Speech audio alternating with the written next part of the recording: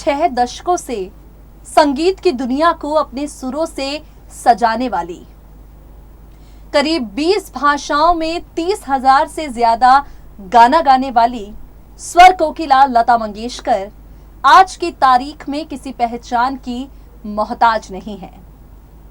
लता मंगेशकर, जिन्हें ज्यादातर लोग लता दीदी कहते हैं, उनके गाने सुनकर कभी लोगों की आंखों से आंसू आए हैं तो कभी सरहद पर खड़े जवानों को हौसला और हिम्मत मिली है। वो लता मंगेशकर आज की तारीख में भी सोशल मीडिया पर राष्ट्रहित और जनहित में जिस तरीके के ट्वीट्स करती हैं, मालूम पड़ता है कि वो एक बेहतरीन गायिका होने के साथ साथ हमारे देश की जिम्मेदार नागरिक भी हैं। नमस्कार, आप देख रहे हैं नेक्स्ट 9 न्यूज। मैं हूं आपके साथ मेघा। स्वागत है आपका हमारे खास प्रोग्राम स्टार लाइफ में, जहां हम आपसे लता मंगेशकर के बारे में चर्चा करेंगे। आज बात उनकी किसी उपलब्धि पर नहीं होगी। आज बात उनसे जुड़ी हुई किसी वायरल खबर की नहीं होगी। आज हम प्रकाश डालेंगे लता दीदी की निजी जिंदगी पर। हर लड़की चाहती है या हर इंसान चाहता है कि उसकी जिंदगी में कोई साथी हो, कोई हमसफर हो, जो उनके साथ कदम से कदम मिलाकर चले, मुश्किल वक्त आने पर उन्हें सहारा दे। लता दीदी की निजी जिंदगी का अगर जिक्र करें तो सवाल ये उठता है कि आखिर उन्होंने कभी शादी क्यों नहीं की। ये सवाल सिर्फ लोगों के बीच नहीं उठता, बल्कि इंटरव्यूज में उनसे भी किया गया है। अक्सर लोग लता दी से पूछते हैं कि आखिर आपने शादी क्यों नहीं की, आपने अपनी जिंदगी में कभी किसी को हमसफर क्यों नहीं बनाया। और इन सवालों का जवाब लता मंगेशकर ये कहती हुई देती हैं कि मैंने संगीत के प्रति, सुरों के प्रति अपने आप को समर्पित कर दिया है। ऐसा नहीं है कि उनका नाम कभी किसी के साथ नहीं जुड़ा। ऐसा नहीं है कि कभी लता मंगेशकर से जुड़ी हुई अफेयर जैसी खबरें वायरल नहीं हुई। इस इंटरव्यू में हम आपके सामने उन्हीं खबरों का जिक्र करेंगे और ये जानकारी विस्तार से आपको मिलेगी हमारी रिपोर्ट में। देखिए जरा। एक सच्चा हमसफर, एक साथी जो आपकी जिंदगी के हर मुश्किल वक्त में आपका साया बनकर साथ खड़ा रहे। हर लड़की चाहती है कि उसकी जिंदगी में एक सच्चा हमसफर हो जो हमेशा उसके पास रहे। लेकिन ये सवाल आज भी लता मंगेशकर से जुड़े हर एक शख्स के मन में आता है कि उन्होंने कभी ऐसा सपना क्यों नहीं देखा। लता दीदी ने ऐसा सपना, ऐसी ख्वाहिश अपनी आंखों में भला क्यों नहीं भरी, या फिर यूं कहें कि वक्त ने आखिर क्यों उन्हें कभी ऐसा सपना देखने का मौका नहीं दिया। इसी पर इस खास रिपोर्ट में हम आपके साथ चर्चा करेंगे।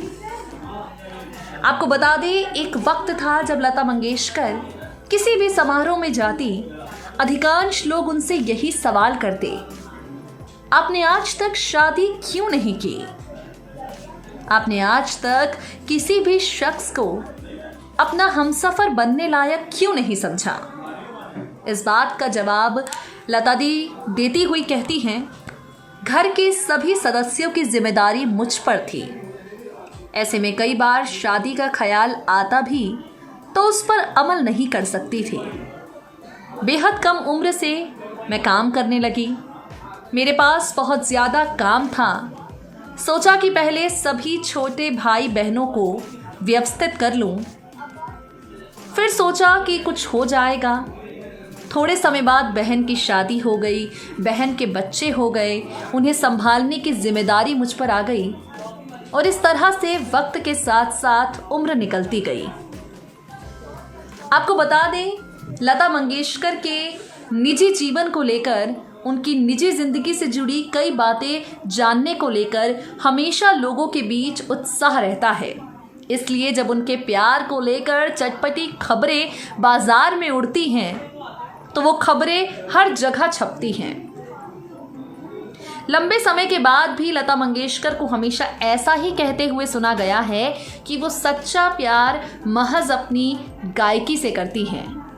लेकिन एक इंटरव्यू में भूपेन हजारिका की पत्नी प्रियंवदा पटेल ने कहा, एक बार कोलकाता एयरपोर्ट पर लता को देखकर मैं नाराज हो गई थी। जब हजारिका ने पटेल से नाराजगी का कारण पूछा तो उन्होंने कहा, लता ने मुझसे आपको प्यार करने का इजहार किया है। यहाँ तक कि लता जब भी कोलकाता आती थी वो हजारिका के 3 बेडरूम में से एक शेयर करती। और इस तरह की कई खबरें सोशल मीडिया पर हमेशा से उड़ती रही हैं।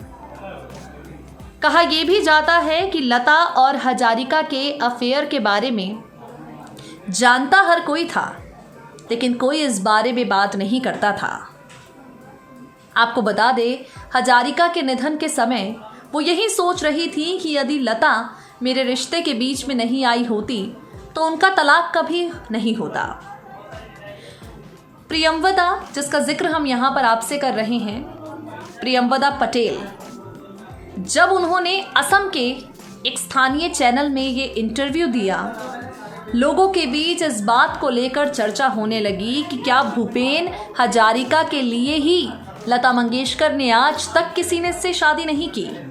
भूपेन हजारिका ये वो नाम है जो प्रियंवदा पटेल के इंटरव्यू के बाद लता दीदी के साथ हमेशा जुड़ता रहा। आपको बता दें, भूपेन हजारिका ने अपनी आत्मकथा मोई एती जजाबार में मुंबई की एक बड़ी गायिका के अपनी ज़िंदगी में होने के बारे में लिखा, लेकिन उन्होंने उस बड़ी गायिका का नाम आज तक नहीं लिखा। प्रियंवदा पटेल के इंटरव्यू के बाद लोगों ने काफ़ी हद तक ये मान ही लिया कि आत्मकथा मोई एती जजाबार में जिस गायिका का जिक्र भूपेन हजारिका ने किया है वो तो लता मंगेशकर ही हैं। आपको बता दें, दावा करने वाले लोग ये भी कहते हैं कि भूपेन हजारिका के कारण ही लता जी ताउम्र कुंवारी रहीं। उन्होंने अपनी ज़िंदगी में प्रेमी की जगह किसी और को नहीं दी। लता मंगेशकर आज की तारीख में किसी पहचान की मोहताज नहीं है और जो मुकाम उन्होंने हासिल किया है, इसके पीछे उन्होंने मेहनत भी काफ़ी की है। 28 सितंबर 1929 को मध्य प्रदेश में इंदौर शहर के एक मध्यम वर्गीय मराठी परिवार में जन्मी लता दी का जीवन बेहद कठिनाइयों भरा रहा। साल 1942 में, यानी 13 वर्ष की उम्र में ही पिता का साया उनके सिर से उठ गया। परिवार की जिम्मेदारियां उन पर आ गई। पूरा परिवार पुणे आ गया। लता दीदी को फिल्मों में अभिनय करना ज़रा भी पसंद नहीं था। इसके बावजूद परिवार की आर्थिक जिम्मेदारी को उठाते हुए उन्होंने फिल्मों में अभिनय करना शुरू किया। आपको बता दें, लता मंगेशकर उम्र के इस पड़ाव पर हैं। बहुत ज़्यादा समारोह में नज़र नहीं आती, लेकिन सोशल मीडिया पर काफ़ी एक्टिव रहती हैं। किसी भी सोशल इशू को लेकर सोशल मीडिया पर वो पोस्ट करती हैं। राष्ट्रहित में कई संदेश वो लिखती हैं और ये उनकी निजी ज़िंदगी से जुड़ी कुछ बातें थी जो हमने आपको बताई, जिनकी चर्चा बंद कमरे में हमेशा होती रही है। आपको बता दें, लता मंगेशकर और भूपेन को लेकर जो बातें यहाँ पर हमने आपको बताई, नेक्स्ट 9 न्यूज़ उन खबरों की पुष्टि नहीं करता। मीडिया रिपोर्ट्स में जिस तरीके के दावे किए गए हैं वो हमने आपके समक्ष रखे हैं। तो देखा आपने किस तरह से भूपेन ये एक नाम है जो लता मंगेशकर के साथ जुड़ता रहा है। कहने वाले लोगों ने कहा कि इसी शख्स की वजह से लता दीदी ने कभी शादी नहीं की और उनकी आत्मकथा में जब गायिका के साथ अपने संबंधों को लेकर भूपेन जी ने जिक्र किया तो इस तरह की खबरों को और भी ज्यादा हवा मिली। लेकिन न कभी किसी की हिम्मत हुई स्वर कोकिला से सीधे तौर पर यह सवाल करने की, ना ही कभी उन्होंने ऐसी अफवाहों को क्लियर करना जरूरी समझा। दोस्तों, आज के लिए हमारे खास प्रोग्राम स्टार लाइफ में बस इतना ही। अब वक्त हो गया है आपसे विदा लेने का।